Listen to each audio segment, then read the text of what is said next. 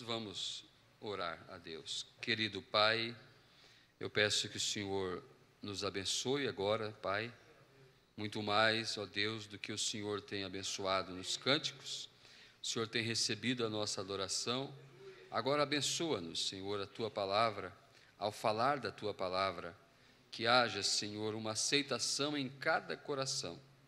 Eu peço em nome de Jesus Cristo. Amém, Senhor. Isaías 62, versículos 4 e 5. Nunca mais te chamarão desamparada, nem a tua terra se denominará jamais assolada, mas chamar-te-ão, o meu prazer está nela. Na maioria das Bíblias está assim, mas chamar-te-ão Efzebá. Efzebá, na tua Bíblia, quer dizer, o meu prazer está nela. Então é Deus falando, não te chamarão terra assolada, lugar assolado, desamparado, mas chamar-te-ão Efzebá, o meu prazer está nela. E a tua terra chamarão acasada, que na tua Bíblia talvez esteja Beulá. Beulá quer dizer acasada. E a tua terra acasada, porque o Senhor se agrada de ti, e a tua terra se casará. Porque como o jovem se casa com a virgem, assim teus filhos se casarão contigo. E como o noivo se alegra da noiva, assim se alegrará de ti o teu Deus. Amém. Podem se assentar. Eu leio um parágrafo da mensagem provando sua palavra para nós iniciarmos nosso assunto. E eu tentei fugir, mas eu ainda continuo no assunto de domingo passado. 236. Agora lembre-se, não era Jesus aquele que conversava com Abraão lá. Este lá é lá na tenda. Que podia discernir os pensamentos na mente de Sara atrás dele. Esse não era Jesus. Ele ainda não tinha nascido, mas era um homem em carne humana. É verdade isso? Era um homem em carne humana.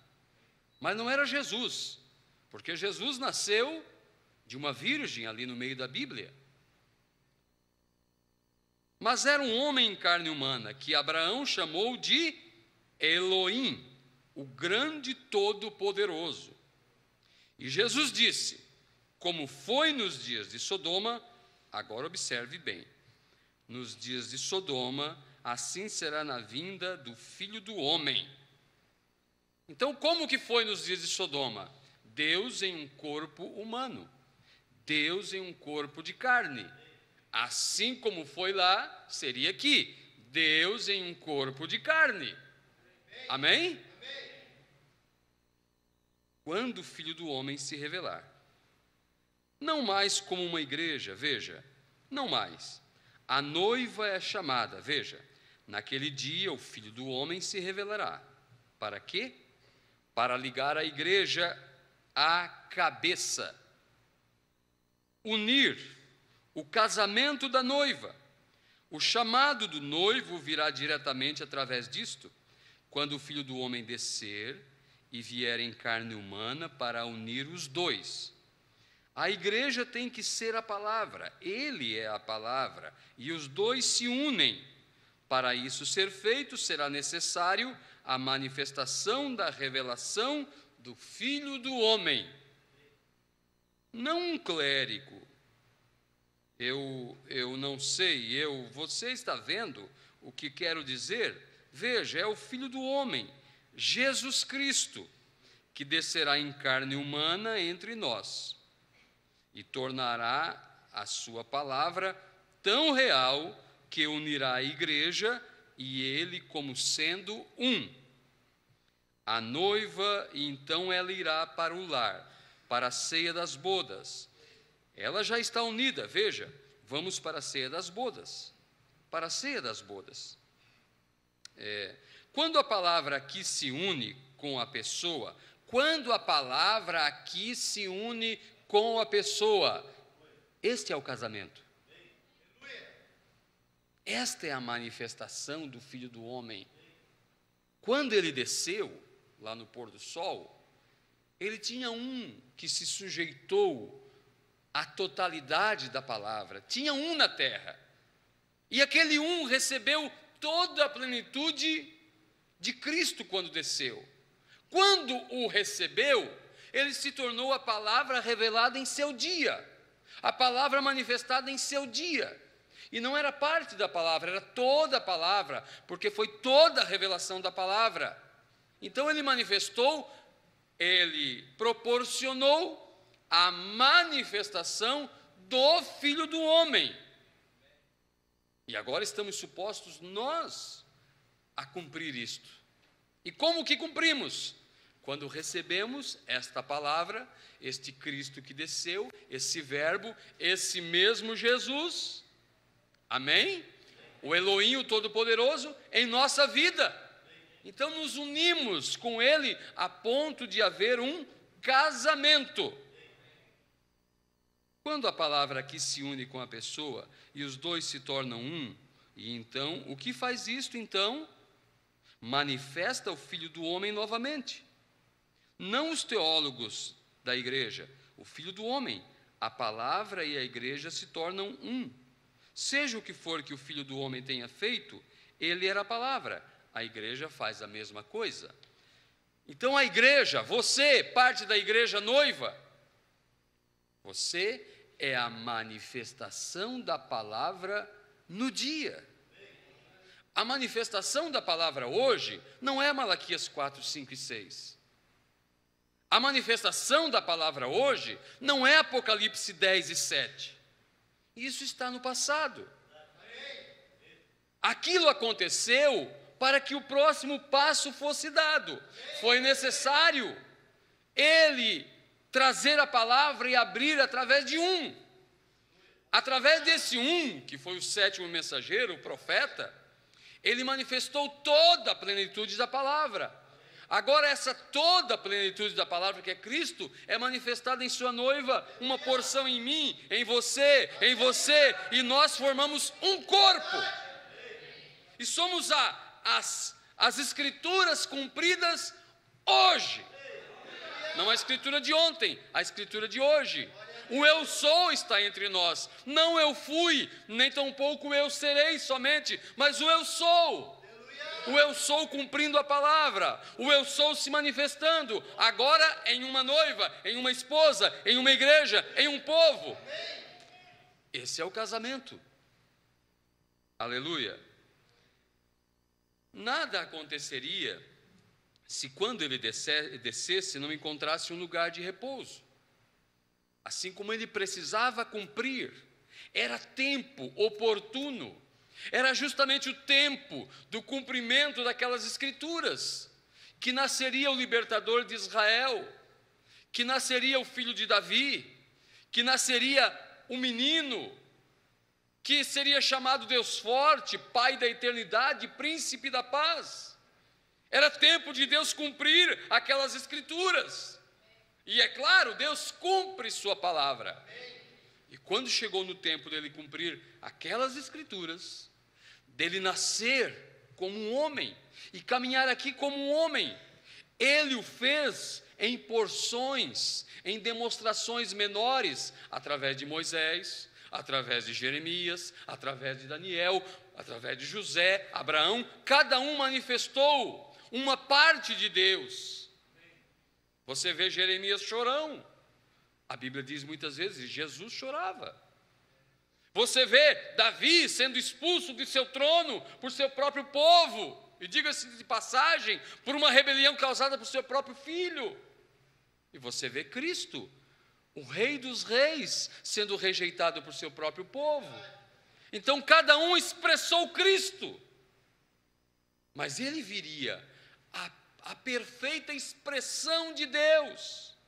Por isso diz a Bíblia que quando ele se manifestou, vimos a glória de Deus, como a glória do unigênito do Pai, porque ele foi a plenitude, da cabeça aos pés.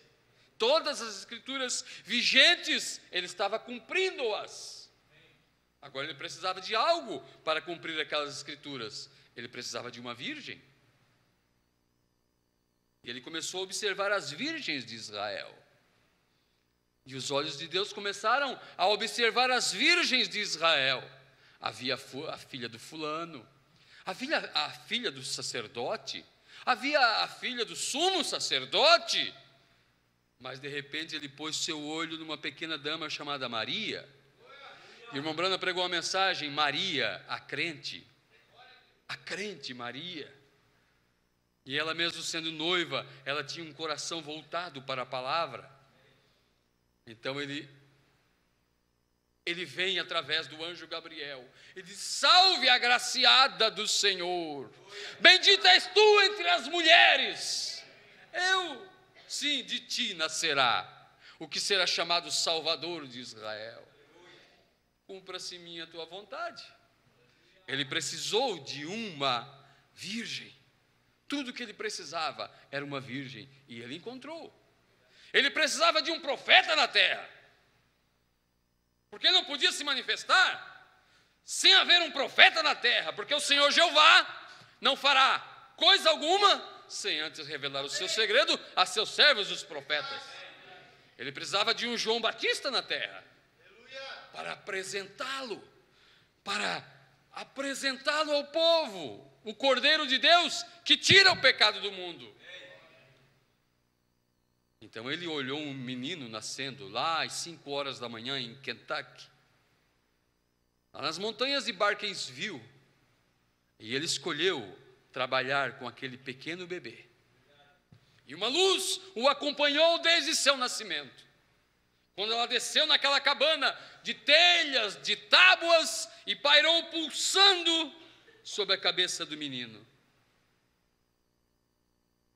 E se foi entre as tábuas velhas daquela pequena cabana de moradores da montanha.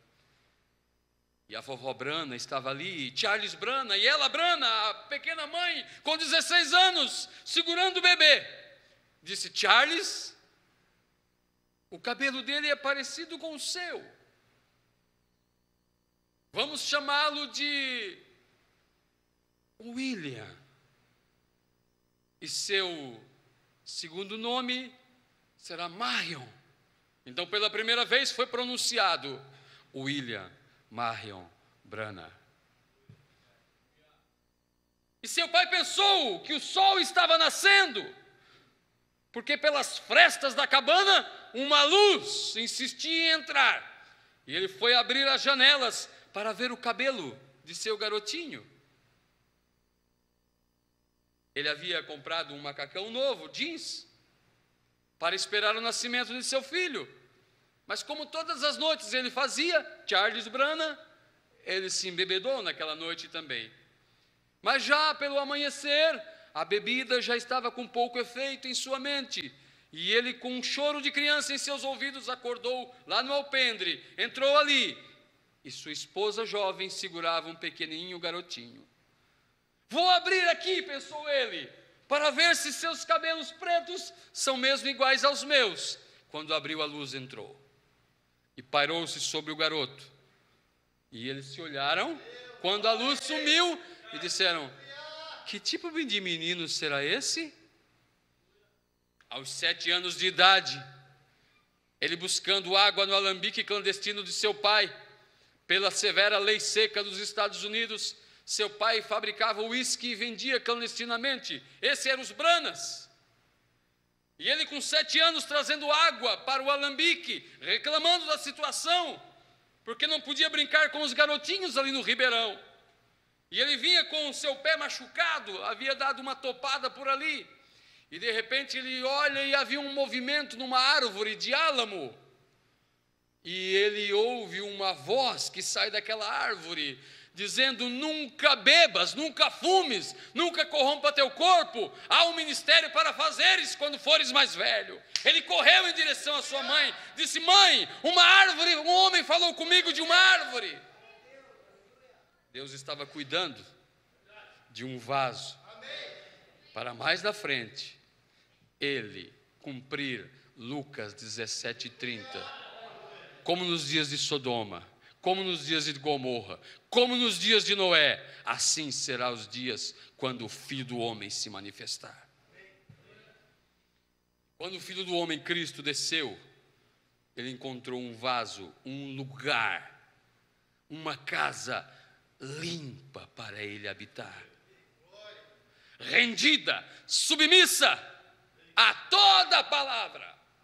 Não importa se os amigos o rejeitaram, não importa se todos os rejeitaram, o importante para ele era satisfazer a Cristo.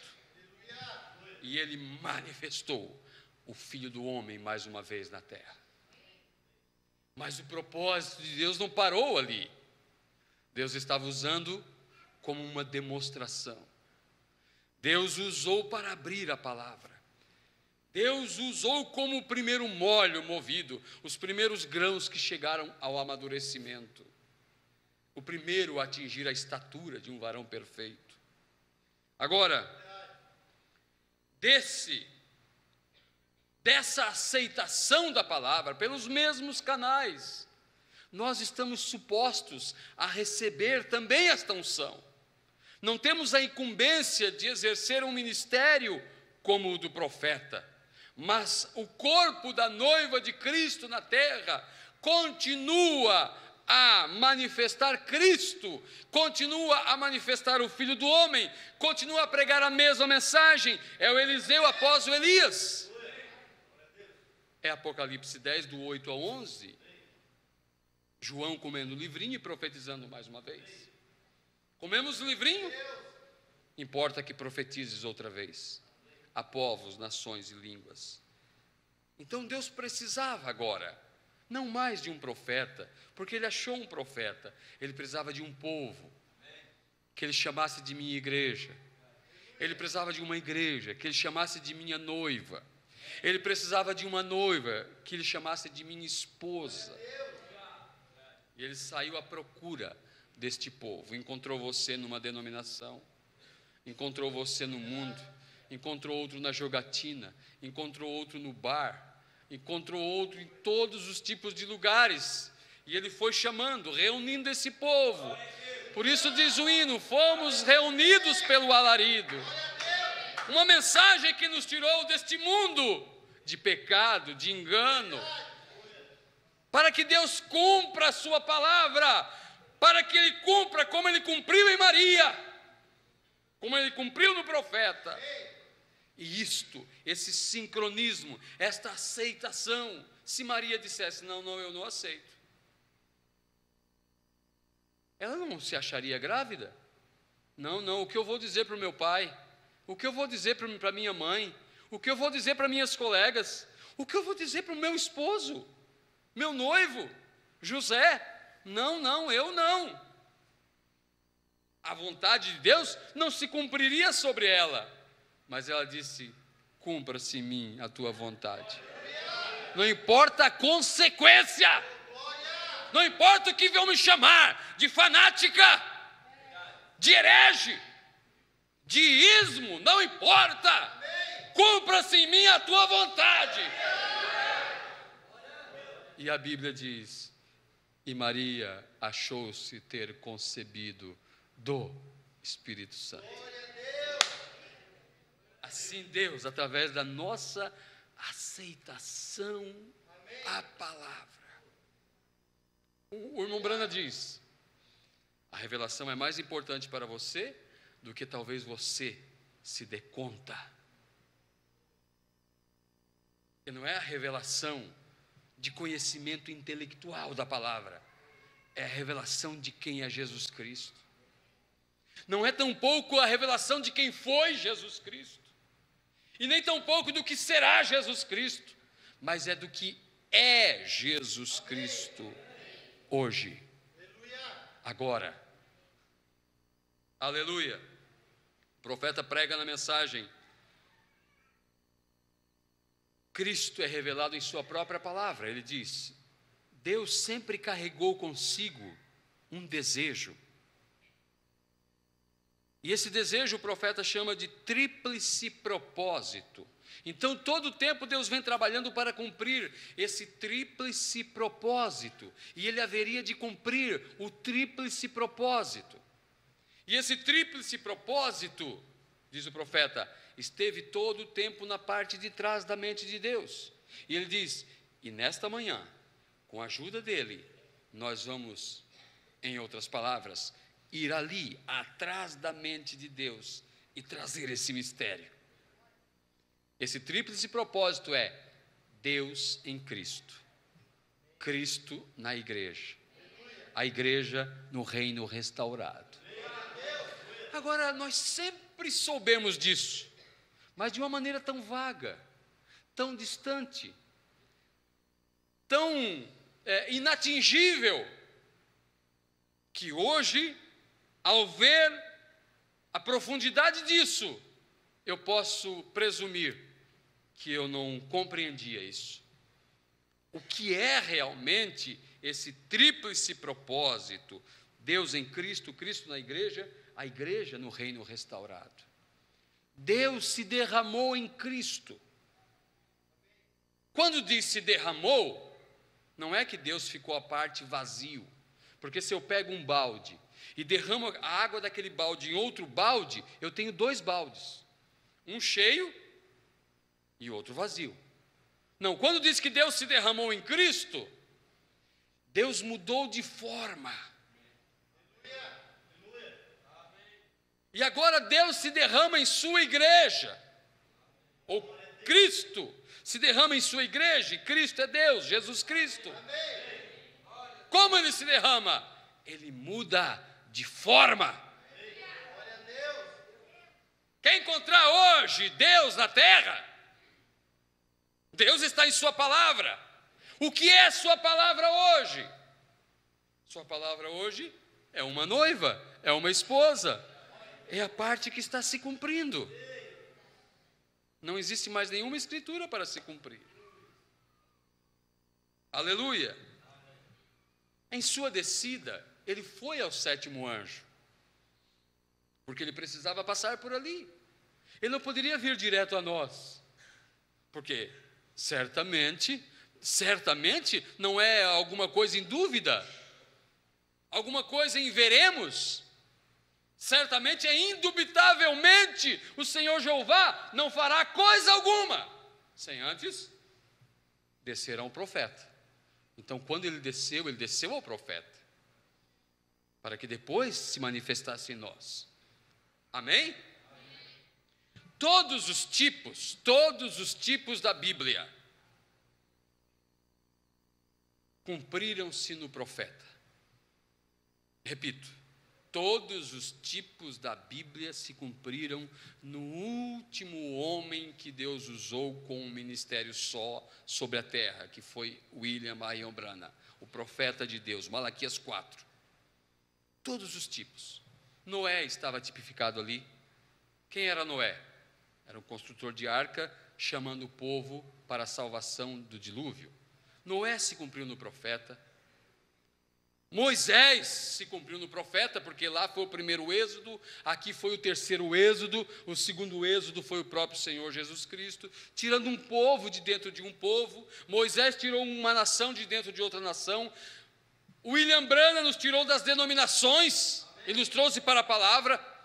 Então nós temos Noé, nós temos Abraão, a quem Deus mudou o nome e acrescentou um H. Amém? Nós temos todos os tipos ali. Nós temos Josué, porque ele repartiu a terra, após ter tirado o povo. Moisés tirou o povo, caminhou com o povo, mas não entrou com o povo. Josué ordenou o povo na terra. Então o profeta cumpriu também o ministério de Josué, porque nos ordenou nesta terra. Você tem ordem da igreja, você tem para que foi dado o Espírito Santo, o que é o Espírito Santo, a posição dos ministros, dos diáconos, a posição dos cantores, a ordem no culto, o comportamento das irmãs, dos homens, e assim por diante, nos colocou na terra. Temos todos os tipos cumpridos ali. Ele foi Elias, mais uma vez, amém? Ele foi João Batista. Ele manifestou o próprio Cristo. Correto isso? Mas ele também foi parte da noiva. Por isso, quando diz a palavra Deus em Cristo, Cristo na igreja, você não exclui o profeta, porque ele é parte da igreja, ele é parte da noiva.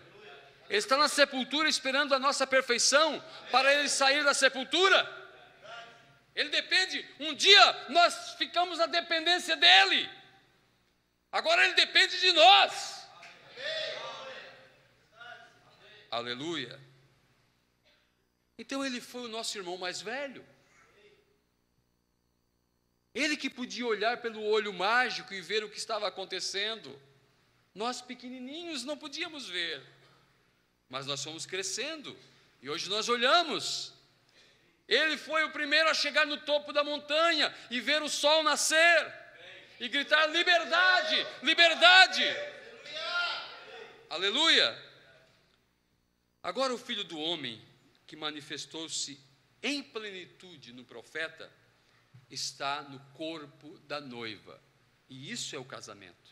Esse é o nosso casamento com Ele, com Cristo, com o Senhor Jesus Cristo. Um dia, Deus colocou Adão no jardim do Éden, um lugar perfeito, mas Adão tinha Eva dentro dele, porque diz a Bíblia que quando Deus criou o homem, espírito, macho e fêmea os criou. Então Deus depois formou o homem do pó da terra, só o homem, e deixou Eva em estado de espírito dentro de Adão. E Adão caminhava pelas cataratas, pelos lugares, pelos jardins, pelas colinas, e Eva dentro dele, naquele lugar perfeito. Depois Deus tirou Eva de dentro dele. Agora, não é mais ele que carrega a igreja dentro dele. Agora a Eva, a igreja carrega ele, Cristo, dentro dela. A Bíblia chama hoje o dia da vingança. Sabemos que Satanás entrou naquele lugar perfeito e pôs em queda a igreja, que era Eva, a mulher, e trouxe todo cardo, espinho, e furacão, e terremoto, e toda a mortandade que há sobre a terra, foi porque Satanás se intrometeu ali na raça humana, e plantou uma semente errada na mente e no ventre de Eva, e trouxe todo o hospital que conhecemos, toda a cadeia, todo o assalto, toda a morte, todo o banditismo, toda a peste e tudo que há de ruim. Mas a Bíblia fala que haveria o dia da vingança, o que Jesus não leu quando entrou no templo. Quando deram o livro do profeta Isaías para ler, ele leu: o Espírito do Senhor Jeová está sobre mim, pois que me ungiu para evangelizar os pobres, abrir olhos aos cegos, dar liberdade aos cativos, apregoar o ano aceitável do Senhor. E ele não terminou a leitura, ele parou no segundo versículo de Isaías 61, se não me falha a memória. Por quê? Porque depois falava: e o dia da vingança do nosso Deus. O dia da vingança do nosso Deus. Ele não podia ler naquele dia. Hoje é o dia da vingança. Agora Deus está mostrando para Satanás que tem uma mulher, uma Eva, uma igreja, que não está suposta a cair caminhando num jardim florido. Não, sabe onde Deus pôs ela? Depois de instruí-la, depois de dar-lhe capacidade. Sabe onde Deus deixou ela caminhar? No Éden satânico,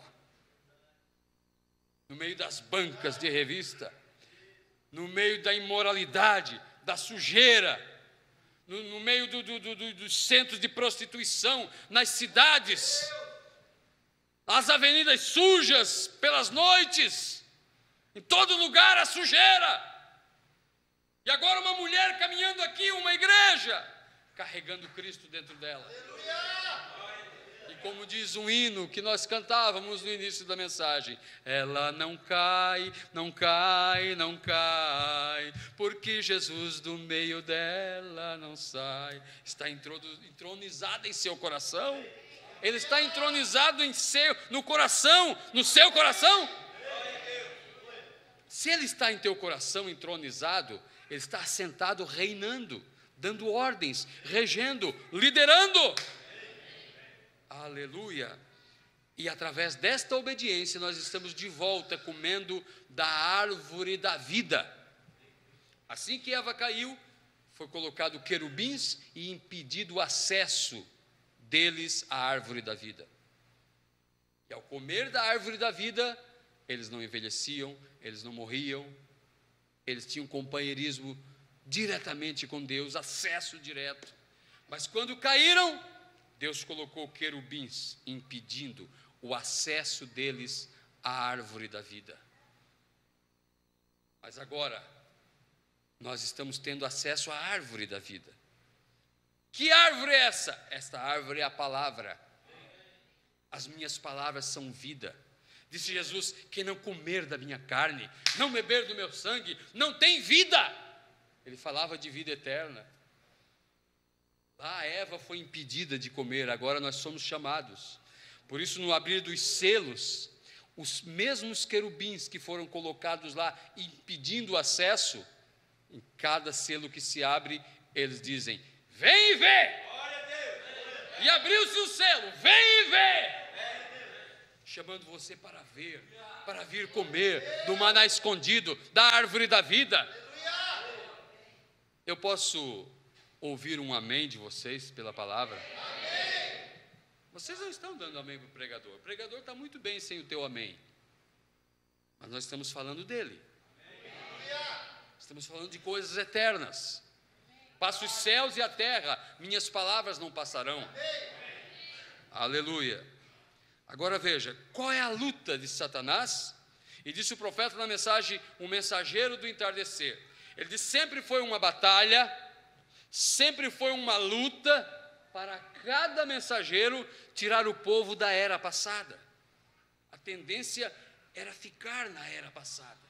Quando Deus movia-se lá no deserto, quando Deus movia-se, a coluna de fogo movia-se, a coluna de nuvem movia-se. Alguém podia dizer: mas olha, já ficamos alguns dias aqui, está tão bom. As crianças gostam deste lugar. Há uns lugares aqui perto dessas rochas que eles brincam à tarde. Mas Deus está se movendo, irmão. Levante acampamento, vamos caminhar. E o povo desarmava as barracas, colocava as coisas sobre os ombros e caminhavam, porque Deus estava caminhando. E quando Deus trazia uma mensagem durante as eras, e havia um mover de Deus, com o passar dos anos, eles se estabeleciam naquilo. E eles formavam suas cercas e suas ideias. E eles se tornaram luteranos e metodistas e pentecostais, e tudo em torno de algo que Deus trouxe. Porque o que são os luteranos? Um mover de Deus, há 500 anos passado, mesmo que hoje eles não o cumprem mais, o justo viverá da fé. Quando Deus envia outro mensageiro, outro mover, é uma luta para o mensageiro tirar o povo da era passada e fazer com que eles caminhem na luz, porque a luz se moveu, a coluna de fogo se moveu, era necessário um caminhar. E o interesse de Satanás é deixar as pessoas numa era passada, num movimento passado. Sabe por quê? Porque no movimento passado há escuridão, a luz se moveu, e Satanás quer seduzir a igreja, assim como ele seduziu Eva. Não disse Paulo: oxalá me suportasses um pouco na minha loucura, porque estou zeloso por vós com zelo de Deus, mas temo que assim como a serpente, vos seduziu Eva, vossos sentidos sejam também seduzidos. Então, ele quer levar a igreja, e você é uma igreja em particular, ele quer levar as pessoas a um lugar escuro, onde não há luz, onde ele possa seduzir, onde ele possa injetar a sua semente. Outro dia tivemos a visita de um colega de uma outra igreja da Mensagem, e no escritório, um irmão, no escritório falando para ele dessas coisas que Deus tem nos dado, e ele falou assim: mas pastor, como que fica aquela escritura, ainda que eu conhecesse todos os mistérios? É isso mesmo, irmão, ainda que eu conhecesse. Ali não diz que não é para conhecer, porque só através da revelação dos mistérios é que nós temos consciência de quem somos, como que Satanás está agindo, o que Deus tem preparado para nós. Por isso a revelação é mais importante para você do que você solucionar o teu problema. A revelação é mais importante para você do que você solucionar o teu problema financeiro, do que você solucionar o teu problema de saúde, porque uma pessoa pode ser curada 1000 vezes e ter a sua alma lançada no inferno. Onde estavam as pessoas que seguiam Jesus? Onde estavam as pessoas que se beneficiaram daquele dom sobre a terra? Na hora do aperto, na hora que precisou de revelação, o que estava acontecendo, prenderam Jesus, batiam em Jesus, crucificaram a Cristo. Ele foi abandonado. As pessoas disseram a uma só voz: crucificai-o. Então a revelação é mais importante para você do que você solucionar o teu problema matrimonial. Porque a revelação te dá fé de rapto. E o que adianta ter tudo nessa vida? O que adianta ter facilidade? O que adianta ter todas as coisas? E no dia do rapto, você ficar?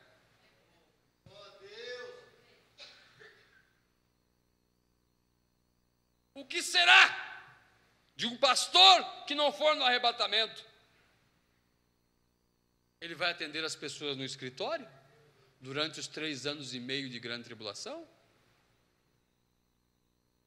Os primeiros a descobrirem que ficaram para trás, que não foram no rapto, são os crentes da Mensagem. Porque a Bíblia fala que eram virgens que não tinham todo o azeite. Para que lhes servia o azeite? Para se transformar em luz na caminhada. Por isso, quando nós vimos que a luz se moveu, nós nos movemos juntos. Aleluia! Porque Satanás está no lugar escuro para seduzir. E não é seduzir denominação. Não, não. Ele quer seduzir gente da Mensagem. Mantê-los um passo atrás. Ali atrás, em um lugar um pouco escuro, onde não há toda a luz, toda a revelação, toda a clareza. Agora, com certeza, eu não termino o meu assunto hoje. Mas muito bem, que o Senhor seja louvado. As pessoas falam de misericórdia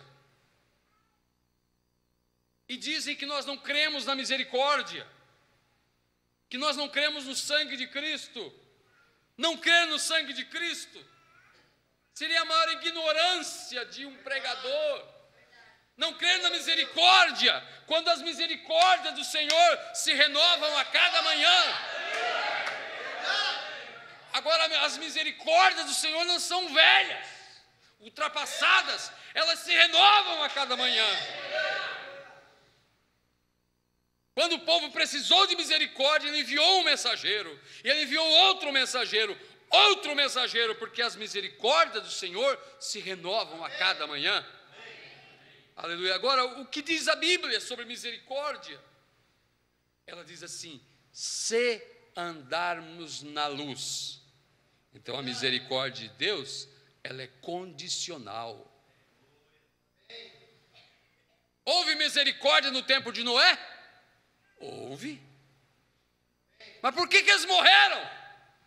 Porque eles fizeram pouco caso da misericórdia. Sabe quem era a misericórdia no tempo de Noé? Era Noé. Noé era a misericórdia. A misericórdia estava em Noé. Fora de Noé, fora da mensagem de Noé, era a morte. Sabe o que Deus disse para Noé? Porque Deus mandou Noé pregar. Ele pregou por 120 anos. E se você achar que por pregar, ninguém se batizar, é qualificação de ministério caído, eu prego, ninguém se converte. Continua pregando. Porque o maior pregador que houve na terra, um dos maiores, talvez o maior no tempo do Velho Testamento, foi Noé. Tanto é que Jesus, quando desceu um espírito ao inferno, ele fez menção de Noé, para as almas encarceradas, que foram desobedientes à pregação de Noé. Jesus disse: eu vou fazer um culto aqui, e eu vou usar só um personagem, Noé, o pregoeiro da justiça. Ele nunca batizou ninguém, ele nunca ganhou ninguém para a igreja dele, a não ser a família. 8 almas, contando com ele, o maior pregador que houve. Mas Deus disse para Noé: Noé, faz uma arca para ti, e entra tu e a tua casa. Porque o fim de toda a carne é chegado perante meus olhos. Deus, sendo um Deus que sabe o fim da história antes do começo, Ele é onisciente. Ele mandou Noé pregar para que eles não tivessem escusas, mas Deus já sabia que eles iam rejeitar. Deus já sabia o que iam rejeitar. Certa vez Deus chamou Ezequiel e disse assim: Ezequiel, eu creio que foi Ezequiel, sim, Ezequiel, tu vai pregar para essa nação. E Ezequiel disse: Senhor, mas esse povo é um povo de dura cerviz.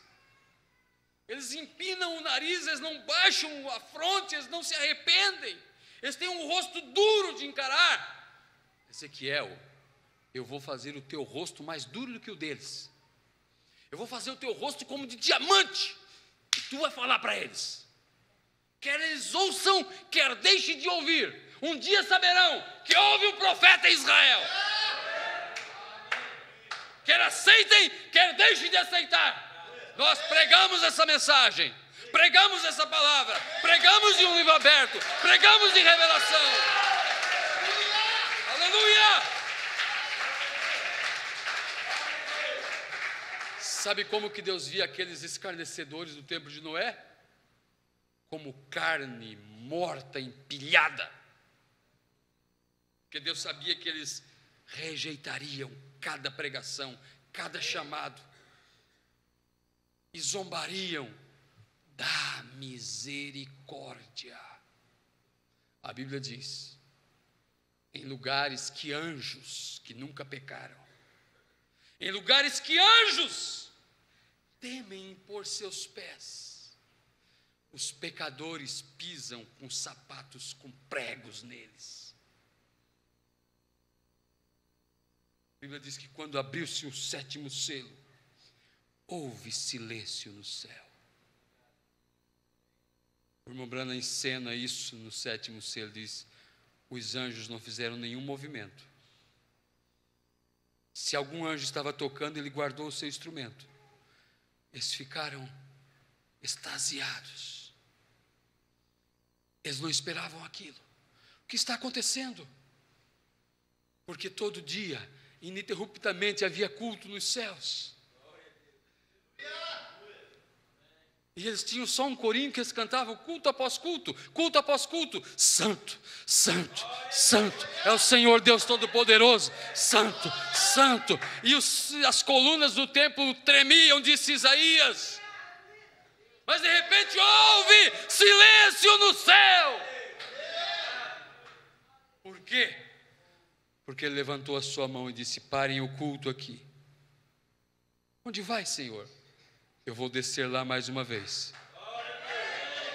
Houve silêncio no céu, mas Ele espera a adoração aqui embaixo. Aleluia!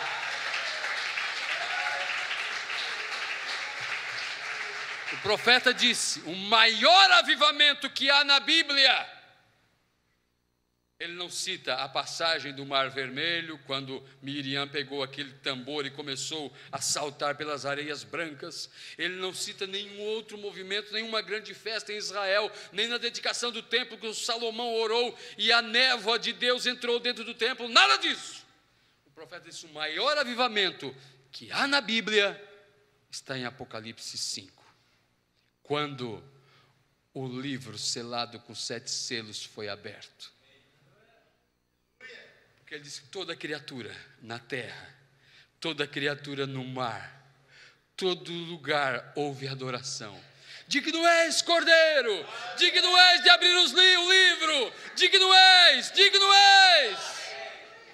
Porque isso traria revelação a um povo na terra, isso traria poder, isso traria dinâmica a um povo na terra. Para quê? Não mais para enfrentar a arena, como nossos irmãos enfrentaram, não mais para curar enfermos somente, mas para ser arrebatados. Olhe no jornal, olhe no periódico, olhe amanhã pela manhã as notícias. Guerra e rumores de guerra, pestes.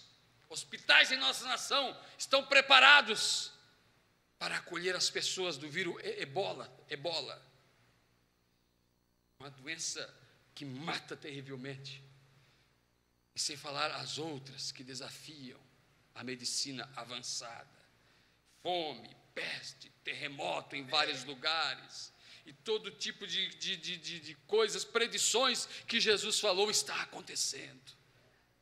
As nações em desunião, em desacordo, falência entre as nações.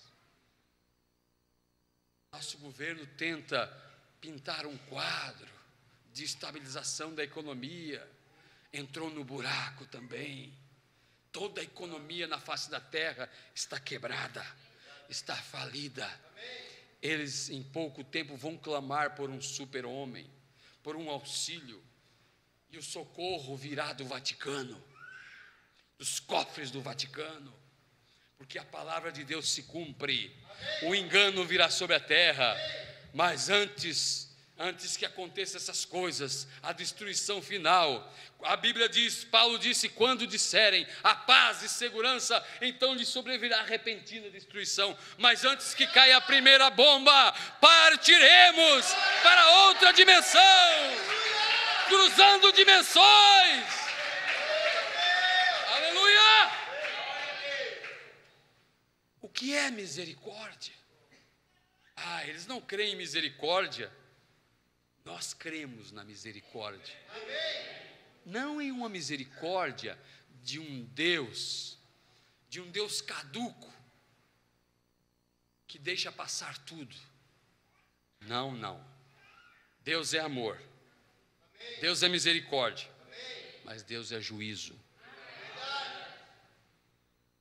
Se andarmos na luz. O que é a luz hoje? É um movimento passado? O que é a luz hoje? É um mover de ontem? Não, a coluna de fogo caminhou. Se andarmos na luz, como Ele na luz está.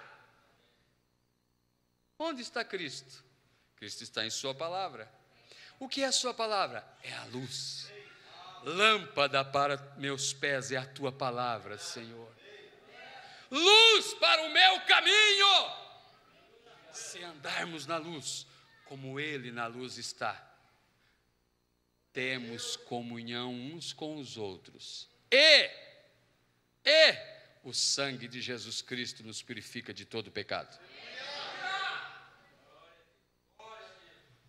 Pecado é incredulidade. Nossos erros foram cravados na cruz do Calvário e levados lá para a porta do diabo. Você errar como humano como falho, você recorre aos trâmites legais da palavra, você nem peca, porque você não é pecador. Pecado é incredulidade, pecado é não crer, pecado é descrer da palavra. Isso rompe o homem com Deus, como rompeu Eva. O seu pecado foi descrer da palavra de Deus. Se comeres, morrerás. E ela concebeu a semente da discrepância. Se eu comer, eu não vou morrer, não vou morrer. Aleluia, glória a Deus. Pecado é incredulidade. Mas tem um povo na terra que não é acusado de incredulidade. Tem um povo na terra que canta: somente crer, somente crer, tudo é possível, somente crer.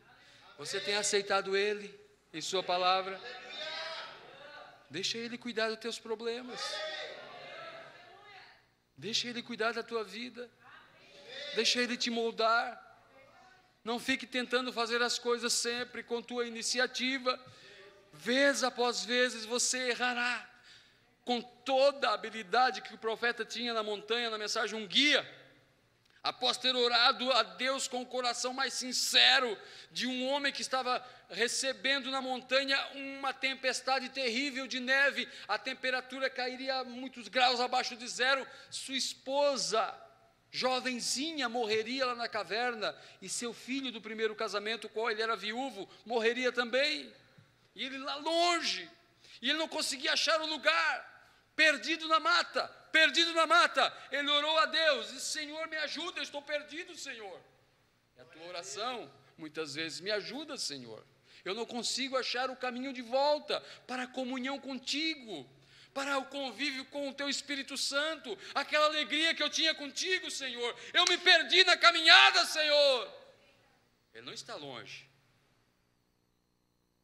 E o profeta orou, e levantou-se, e recobrou os sentidos, e foi na árvore para ver onde estava o norte, o sul, com sua habilidade de homem da mata, e ele disse assim: é por aqui.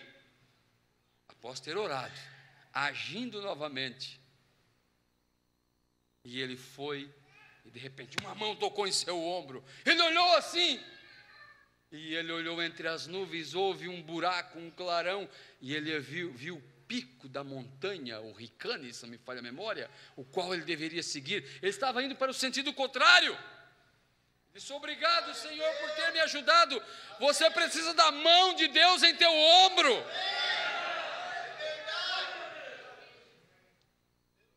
E ele procurou aquele cabo de telefone que ele mesmo havia estendido lá na montanha. Ele sabia que se ele encontrasse aquele cabo, ele daria certo na cabana. E ele foi, e não dava para enxergar, mas ele mantinha seu rifle levantado. De repente ele bateu naquele cabo. Ele disse assim: eu não largava aquele fio de telefone por nada nesse mundo. Um braço cansava, eu levantava o outro, porque tudo que eu amava estava no final daquela linha. Há algo no final da linha, irmãos. Há um país, há uma terra, há um descanso, há um refrigério, há paz no vale do outro lado. E tudo que amamos está do outro lado. Não está aqui. Está do outro lado. Continue caminhando, continue seguindo, mantenha a tua mão levantada, irmão, mantenha teu braço levantado, irmã, não baixe por nada nesse mundo. Se vier temor, se vier medo, se vier angústia, mantenha teu braço levantado. Se andarmos na luz, como Ele na luz está, temos comunhão uns com os outros, e o sangue de Jesus Cristo, seu Filho, nos purifica de todo pecado. De todo pecado. Você crê nisso de coração? Amém. Aleluia. Eu sinto que devo parar aqui. E eu vou deixar o assunto para concluir domingo que vem. E Deus nos levou por caminhos que eu não esperava essa noite. Mas é bom seguir a liderança dele. Você só tem que seguir a liderança dele. Siga a liderança dele. Siga a liderança dele em teu trabalho, em tua vida, em teu casamento. Mesmo que for difícil, mas mantenha teu braço levantado. Você sabe o que fazer. Esteja fazendo aquilo que é necessário para chegar lá. O que é necessário? Dar um passo a cada dia. Dar um passo a cada dia. E você irá, porque a palavra de Deus diz: a luz do justo é como a aurora, que vai brilhando mais e mais, até se tornar dia perfeito. Aleluia. Vamos orar um pouquinho, eu chamo os músicos aqui. Depois o Moadão vai cantar com a igreja. Eu peço para o irmão Messias fazer um solo para nós ali. E você vai falar um pouquinho com ele. Mesmo que seja com palavras balbuciadas, mas fale um pouquinho com ele. Exponha para ele tua dificuldade. Senhor, eu conheço tua palavra, Senhor. Eu sei a grandeza da tua palavra, mas me sinto tão impotente diante das situações. Me sinto tão pequeno para cumprir. Sabe qual foi a oração de Maria? Ela disse assim, louvando a Deus, ela disse: ó Senhor, tu nunca olhou, observou a baixeza, a pequenez da tua serva, cumprindo em mim uma das maiores escrituras. É a tua oração? É o teu pedido? Aleluia, querido Pai, aqui estão teus filhos, Senhor. Alguns, Pai, estão deixando que as lágrimas rolem por sua face. Olhamos para a tua palavra, Senhor, e vimos a grandeza dela, Pai, e nos sentimos pequenos, ó Deus. Tão grandes coisas tem feito o Senhor por nós. Pai, perdoa se às vezes, Senhor, não correspondemos o suficiente, mas levantamos nossas mãos e falamos como Maria: cumpra-se em nós a tua vontade. Cumpra-se em nós a tua vontade, Pai. Cumpra na vida dessa irmã a tua vontade. O teu propósito tríplice, ó Deus, derramar-se em tua igreja, Senhor, transformar-se em um povo, Pai, que caminha pela senda da vida. Ajuda cada um, Senhor. Ajuda esta irmã e esse irmão a vencer suas batalhas, a vencer seus dilemas, a vencer as situações, ó Pai, a olhar um pouquinho mais alto. O Senhor disse para teus discípulos, teus servos, que quando a situação aqui ficasse muito difícil, e quando tua igreja tivesse que encarar a perseguição e a situação atual do mundo, as palavras que saíram de teus lábios foi: levante vossa cabeça. Quando essas coisas começarem a acontecer, levantai vossa cabeça, porque a vossa redenção está próxima. A nossa redenção chegou, Senhor. E vimos o avançado processo da redenção, até acontecer a transformação de nossos corpos. Eu oro por cada filho que eu tenho aqui, Senhor. Aqueles que foram gerados em meu pequeno ministério na terra, Pai. Eu oro, Senhor, por meus queridos amigos que o Senhor tem me dado, Pai. Como o Senhor disse certa vez para teus discípulos: já não vos chamo de servos, mas de amigos. Como é bom chamar alguém meu amigo. Pai, obrigado pelos amigos que o Senhor tem me dado deste lado da eternidade, pelos companheiros, Senhor, de batalha, pelas companheiras, Senhor, por cada um que carrega esse estandarte, Senhor. Pai, que seja uma semana diferente na vida deste irmão, na vida desta irmã. Pai, Deus bendito, leva, Senhor, um pão, ó Deus, fresco, cozido, um bom gole de água do manancial celestial para esta irmã, para saciar sua sede e matar sua fome, e caminhar, Senhor, uns 40 dias, ó Deus, como Elias caminhou, após estar ali debaixo do pé de zimbro. Levante-se desse pé de zimbro, irmã. Levante-se desse pé de zimbro, irmão. Caminhe, longo é o teu caminho. A Bíblia diz: Enoque caminhou com Deus, e caminhou Enoque com Deus, até que um dia não foi mais visto, porque Deus o trasladara. Caminhemos pela senda da vida. Obrigado por meus dias, Senhor. Obrigado pela saúde que o Senhor tem me dado, Senhor. Obrigado pela disposição, pela força, Pai. Continua, Senhor, comigo. Continua com a irmã Maiara, Senhor. Sabemos que é a tua mão, ó Deus, é a tua preciosa mão, ó Pai. As pessoas não veem milagres, eu vejo um milagre a cada dia, Senhor. Sim, ó Pai, por tua bendita graça, te adoramos, te louvamos, te bendizemos, por tua bendita graça, Senhor.